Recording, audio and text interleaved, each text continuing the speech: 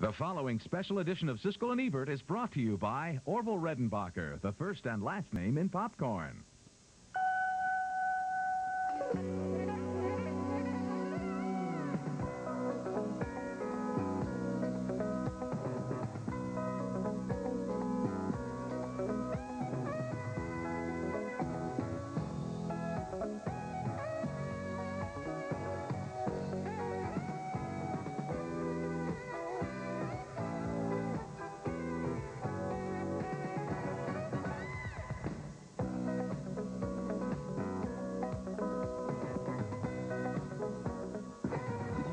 $5 shake.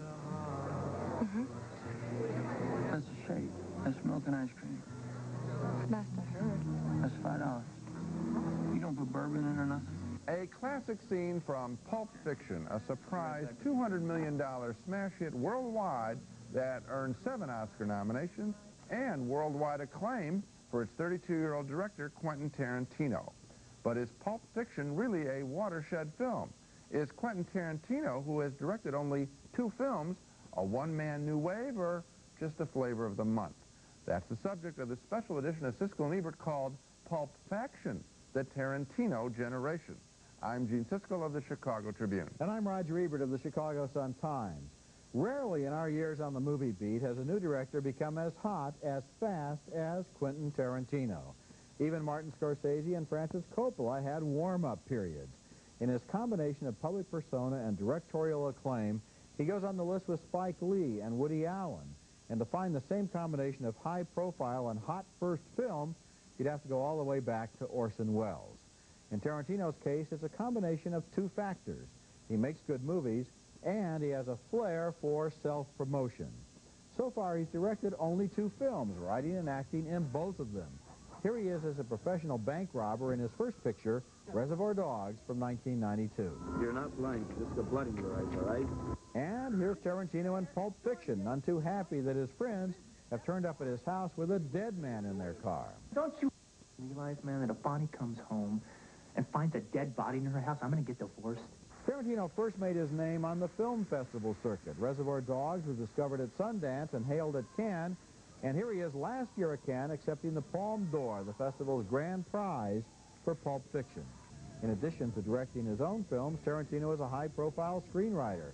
His original story was the basis for Oliver Stone's Natural Born Killers, and he authored the screenplay for Tony Scott's True Romance. I've been in America all my life. Always wanted to see what TV in other countries looks like. Where do you think we should go, my little turtle dove?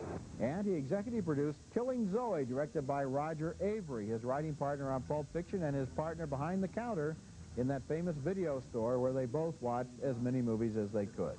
Tarantino also acts in other people's movies. Here he is as a party guest in 1994's Sleep With Me, explaining his own highly unusual analysis of Top Gun. It is the story about a man's struggle with his own homosexuality. That's it. And here he is as a mysterious figure who emanates from a Las Vegas swimming pool in Destiny Turns On the Radio.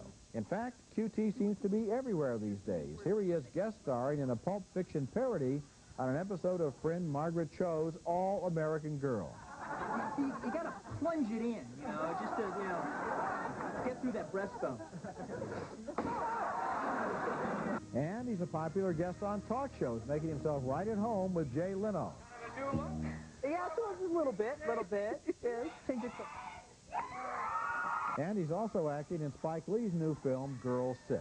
Today, I think it's safe to say Quentin Tarantino is one of the 2 or 3 best-known movie directors in the whole world, but on this show, we may be asking, is there a danger here of too much too soon? Well, the director that you haven't mentioned that he should be compared with in terms of being omnipresent and a public figure and a guest on talk shows is Alfred Hitchcock, of course. That's the level of penetration this guy is getting into the world. And why would a director like Spike Lee, who's a cutting-edge director, use Tarantino? Because I think he embodies this Generation X in a way that you're buying the whole generation and whatever it means, and no one can get a handle out of it, but he has the high energy, and he is right there representing, and that's why we're calling it the Tarantino generation, because it really is. He represents a moment in time. He's been called the first director who's a rock and roll star. Okay, let's go back to 1992 to our first introduction to Tarantino under the film he first directed and wrote, Reservoir Dogs. a bloody foul-mouthed howl that turns the crime film genre upside down, giving us a pack of thieves who are trying to figure out why their robbery went so terribly wrong. We were set up. The cops were there waiting for us. What? Nobody set anybody up. And what was our reaction to Reservoir Dogs then? Here's an excerpt from our original review. There are too many scenes of behavior and no scenes of insight. And as the guys assemble back at the warehouse, there's too much talk from characters who should really be unconscious or mad with pain instead of giving us all that dialogue. I liked the movie as far as it went. I wanted it to go further and try more. I had the same reaction, Roger. I thought it was a lot of an exercise in style, but then I got that really quick. I mean, I understand what he's trying to do here, which is to show things in crime movies that crime movies don't show. For example, the sloppiness, the humor.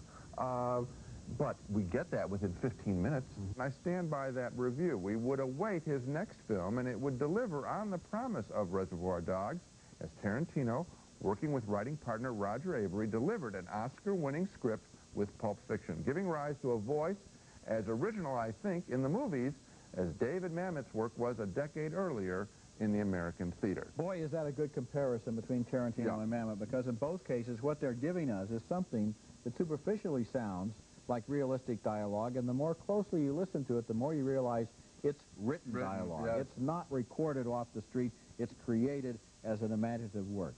And it has resonance in the kinds of things that are left out of other movies. Yes, it does. This, if we have to explain the phenomenon, and it's really there, and if there's some substance in his work, it is just like in the picture I didn't like, and you didn't like, Reservoir Dogs, where he shows us the stuff you don't get normally in a crime picture. Here, you're hearing words you don't normally hear in American movies. Instead of the ordinary crime picture, which is on automatic pilot and all of the dialogue simply serves and pushes ahead the plot. When we come back, when they added up the best 10 list in 1994, compiled by hundreds of American film critics, the fiction film that placed highest was Pulp Fiction. Some people love it, some people hate it. We'll take a hard look at it when we come back. Continuing our special show on writer-director Quentin Tarantino, triggered by the success of his film Pulp Fiction, I'm sure some viewers are thinking, why are these guys devoting a whole half hour basically to just one film? Is it that important? Well, I think the answer is obviously yes. To begin with, the influential movies in Hollywood history are always the surprise hits. In the case of Pulp Fiction, you have a surprise hit of major proportion. A film that cost only about $8 million and yet grossed $100 million in North America, almost the same amount in the foreign box office, and revitalized John Travolta's sagging career. One drink, and that's it. Don't be rude. Drink your drink, but do it quickly. Say goodnight and go home. Another surprise about its wide acceptance, the film seemed exceedingly violent. Some argued it should have been rated NC-17 for adults only, but on close inspection, Pulp Fiction, as intense as it is not quite as violent as it seems. For example, take a look at this scene. Bruce Willis is about to eviscerate a guy with a samurai sword, but look, you see the swing of the sword, but not its contact because he's facing away from the camera. Then, the stabbing, but below the frame of the scene. You do not see the sword enter the body. Now, the violent intensity of Pulp Fiction calls to mind other violent watershed films that were considered classics in their time and still are. Hitchcock's Psycho, Arthur Penn's Bonnie and Clyde, and Stanley Kubrick's A Clockwork Orange. Each film shook up a tired, bloated movie industry and used a world of lively lowlifes to reflect how dull other movies had become. And that, I predict, will be the ultimate honor for Pulp Fiction. Like all great films, it criticizes other movies. Roger and I have been witness to the ossification of American movies with their brittle formulas. Pulp Fiction is a refreshing mind-bender. And audiences are saying they'd rather spend time with these creeps than with the boring straight people that occupy most American films. Boy, I agree with that, Gene. And you know, out in Hollywood, there are screenwriting workshops and books and outlines and computer programs that tell you exactly how to write a movie, and we're beginning to go to the movies and recognize movies that have been written out of these formulas. Yeah. Here's a guy who comes along and says, throw away all that junk, let's make it up fresh. Yes, well, you know, he's talked about how he loves certain scenes, classic scenes from other movies, and what he's done is just throw one after another. You've got it. Okay, I've looked at Pulp Fiction several times now, and during a week at the University of Virginia, I spent 10 hours going through it one shot at a time with a large group of students. I think there are several things that add to the movie's appeal. One is Tarantino's strategy of toying with the audience by delaying action and violence with humorous dialogue. In this scene, two hitmen are going on a job. They're discussing foot massage. They get to the apartment where their victims live, and instead of going in, they keep on talking.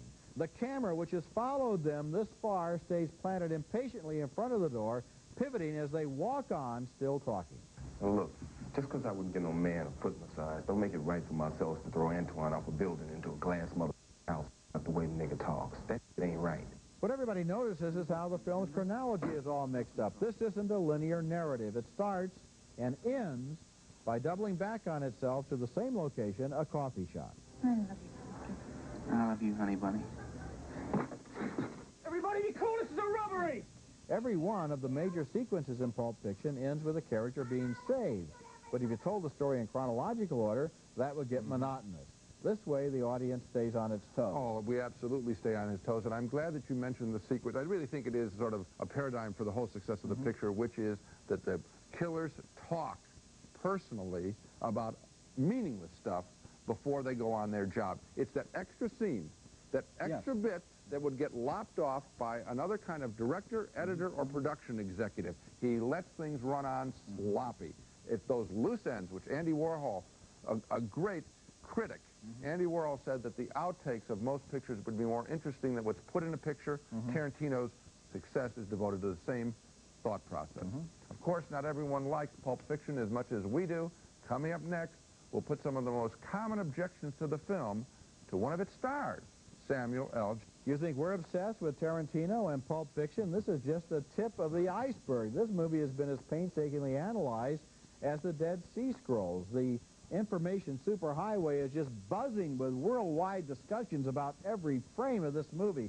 Here are a couple of sample screens from the internet, the World Wide Web, where there are dozens of Tarantino areas.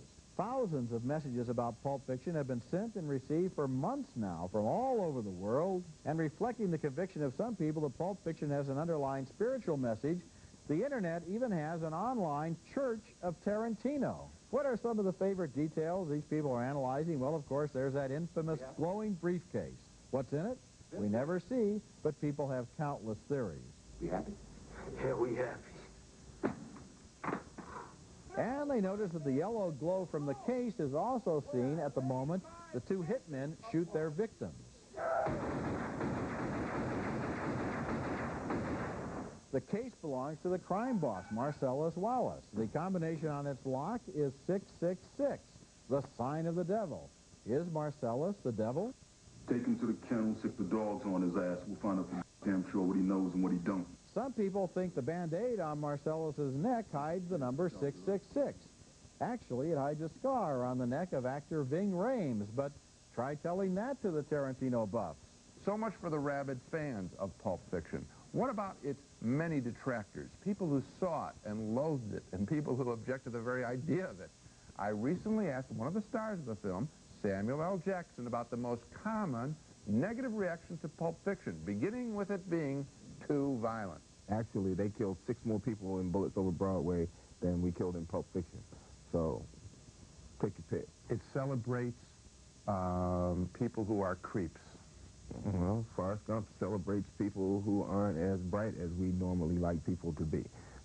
It's just a story. It's a story about some people that you don't normally spend time with, but you get to spend time with them and find out a little bit about them. It has no moral center. The story is totally about redemption. Everyone in that script whose life is spared is given another chance to do something with their lives that hopefully they will do the right things with them. My favorite scene is when you, with a gun, are a peacemaker at the end of the picture. The truth is,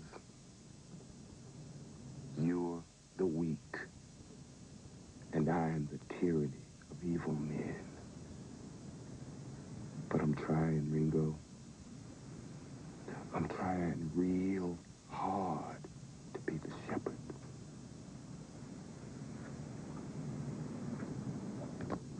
When I first read it, I had a totally different take on it. And when I was at home preparing to audition for that scene, I was thinking of all these, threatening things that I should do to this kid with this gun, And during the audition process, when I started to do that speech, something happened, and I did something totally different from what I prepared to do. And that's what ended up in the film. The thing that I did that actually got me the job, because that's when Lawrence Bender told me that they'd never seen the end of the film until I did that audition piece, and they knew how the film was supposed to end. How do you explain the success of the picture? This is a $100 million art film. Well, I actually think that it's such a new and innovative concept to have actors on screen moving a story along with dialogue. You serious? You really thinking about quitting? The life? Yeah. Most definitely. What you gonna do then? Basically, I'm just gonna walk the earth. What you mean walk the earth?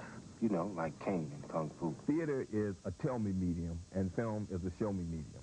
But Quentin found a way to marry the two.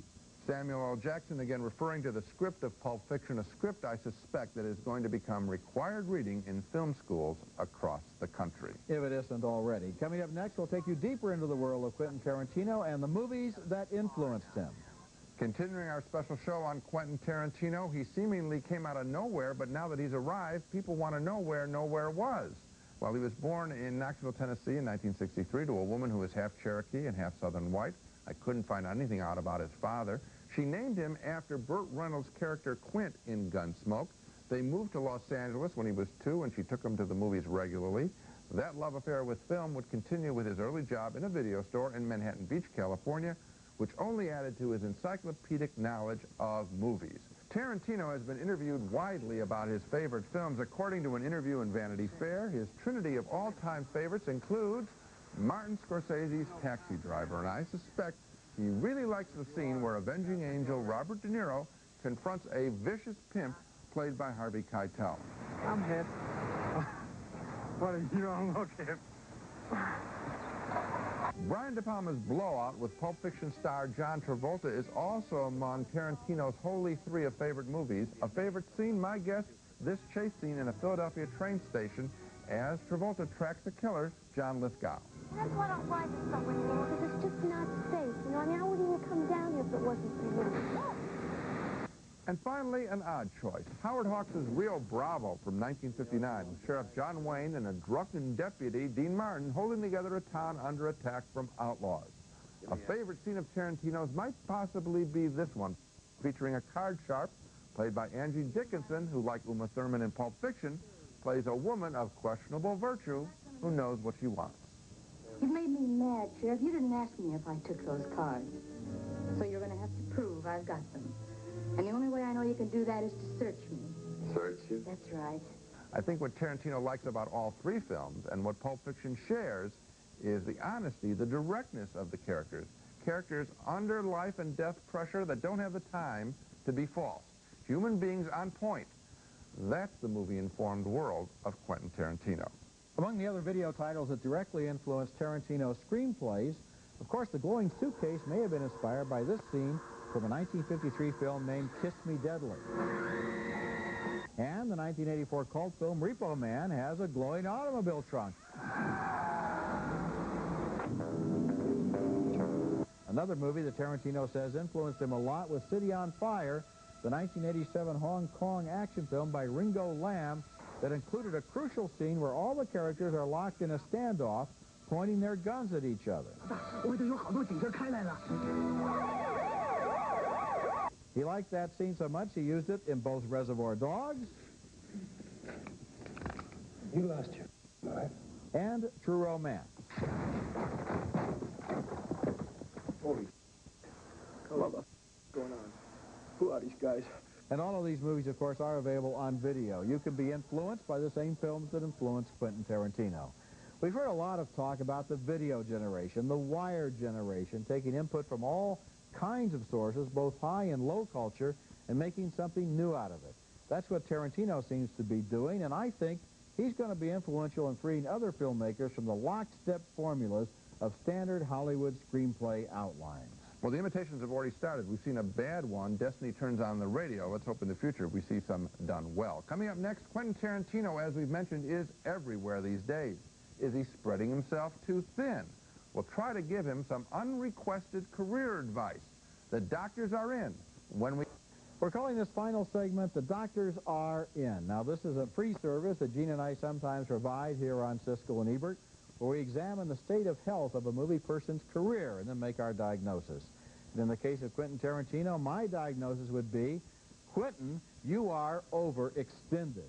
And so the doctor's prescription, you should slow down and take care of business. And in your case, business should mean writing and directing movies, not becoming a character actor and a talk show personality. I completely agree. If he is going to do all this extra stuff, and particularly on talk shows, I think he has to remember to always talk about the movies and what he sees as his vision for American movies. Use the vehicle of the talk show, not to just be a performer, but to talk about film.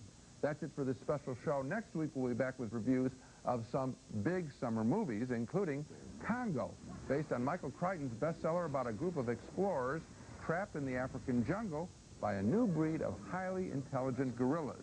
And Pocahontas, the latest Disney animated feature. That's next week, and until then, the balcony is closed.